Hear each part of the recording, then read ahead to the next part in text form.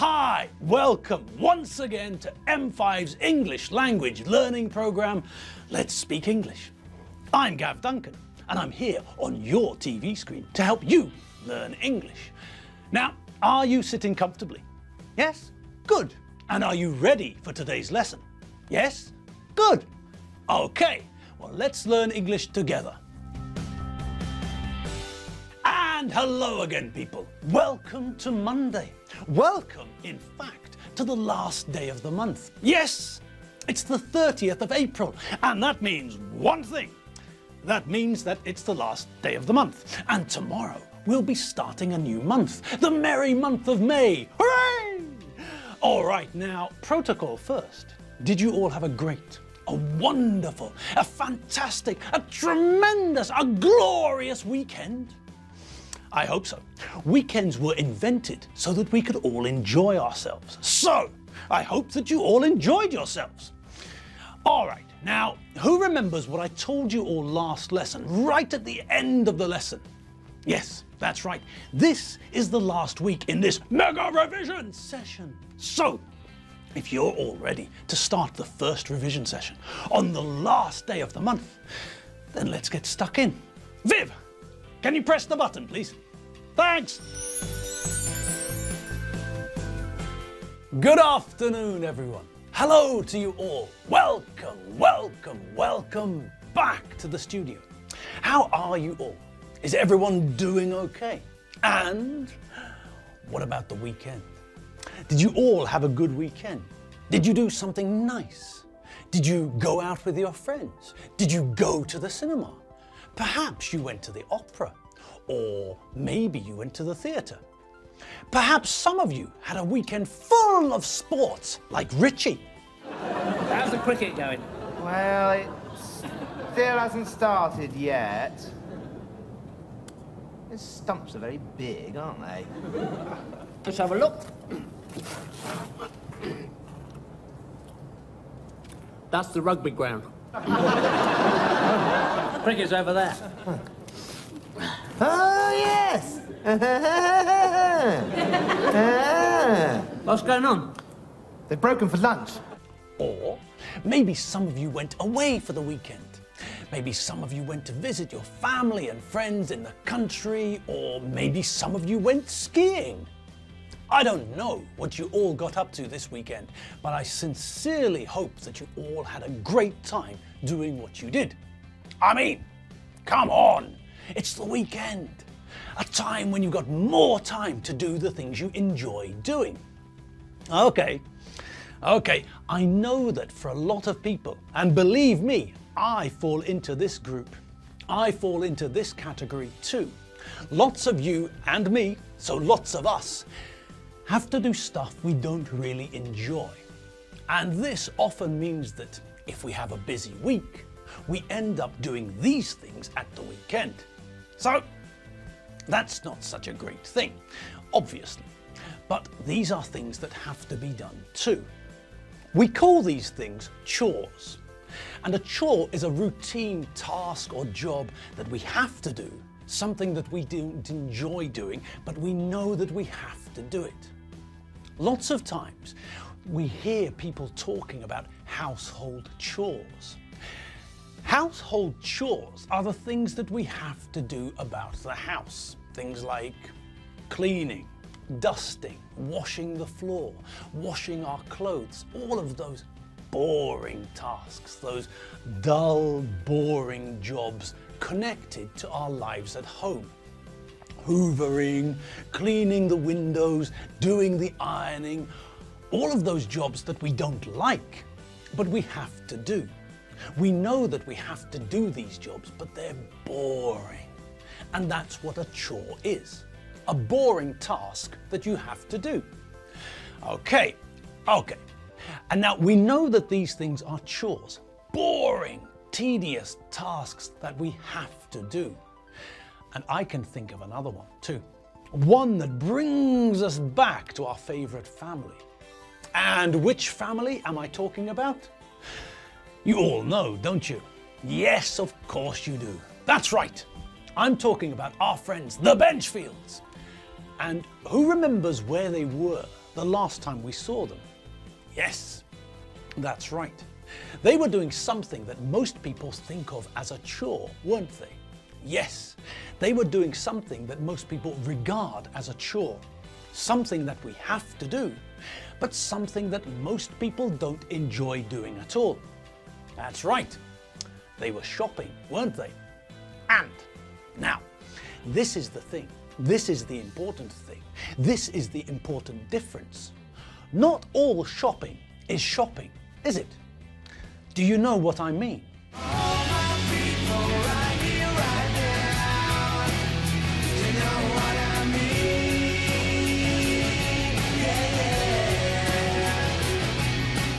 All right, and now Liam's asking you too. So, not all shopping is shopping, is it? What the Benchfields were doing when we saw them last was, well, that sort of shopping is normally considered a chore, isn't it? Most of us think that food shopping is boring, it's tedious, it's not very interesting.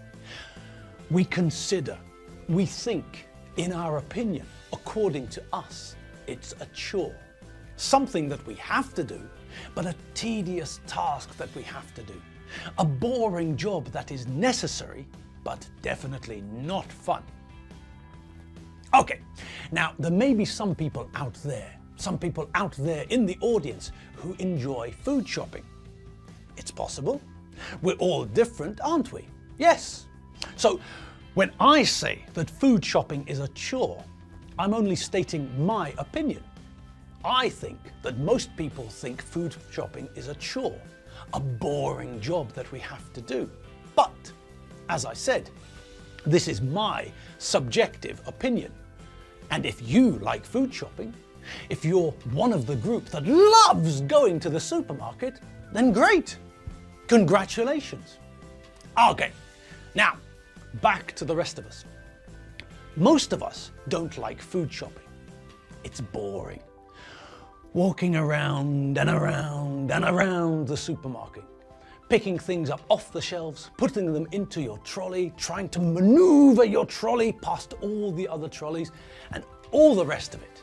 All that boring, tedious wandering about in a supermarket with horrible, bright, white, cold lighting.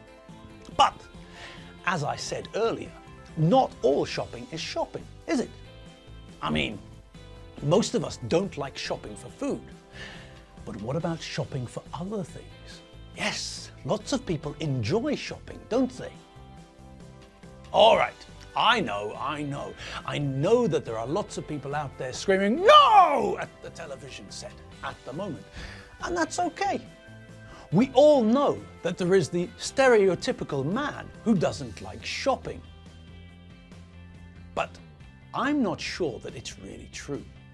I don't know. You all know what a stereotype is, don't you? Well, let's start with the word typical, shall we? Now, this isn't an easy word to define, so bear with me.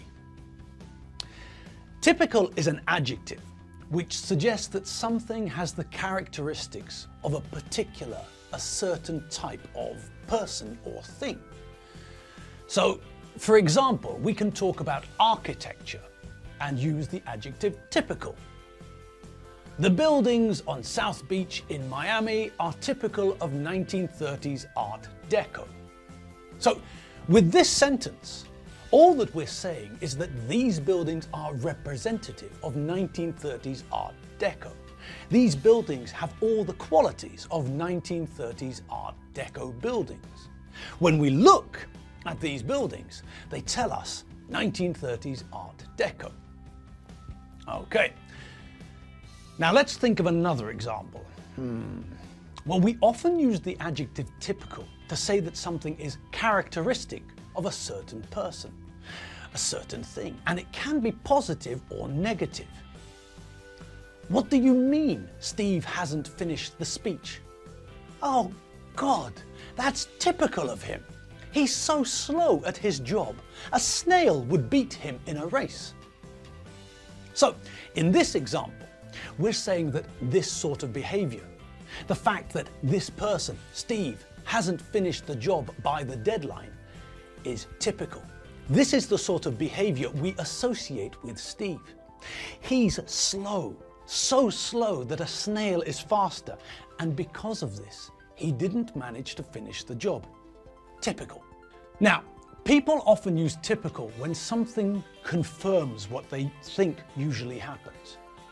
To confirm is to say that something that we think is true is true. When you go on holiday to another country, you travel abroad, and you carry your passport to confirm that you are you. You tell the person at the border that your name is Jeffrey Banana or Kim Philby or Robert the Bruce, and the border guard checks the name in your passport to see if it's the same name, to see if the document confirms what you said. It's the same thing which happens in films about spies. In order to make sure that the secret information gets to the right person, the person with the secret information asks for confirmation, asks the other person to confirm their identity before they give them the secret information. The same thing also happens to us, normal people, people who aren't spies. When you want to check your email, for example, you open up the email program on your computer and you go to your inbox to see if there are any new exciting emails for you. Now, before you can get your new emails, your computer and the email server have to establish that this is your computer and this is your email account. So, when you open up the program you use to read and send emails, the program starts to communicate with the email server. It sends information to the server to show, to confirm, to establish that this is your computer, this is your email account, and this is you checking your email. Or perhaps you work for the CIA or the FBI or someone like that. And when you go to work, you have to use a special magnetic card to get through the door at your office. Or perhaps you have to put your finger onto a fingerprint reader or your palm onto a palm reader to show that it really is you, to confirm your identity. Perhaps you work in an office where you have to have a retina scan to confirm your identity to get to the top floor in the building.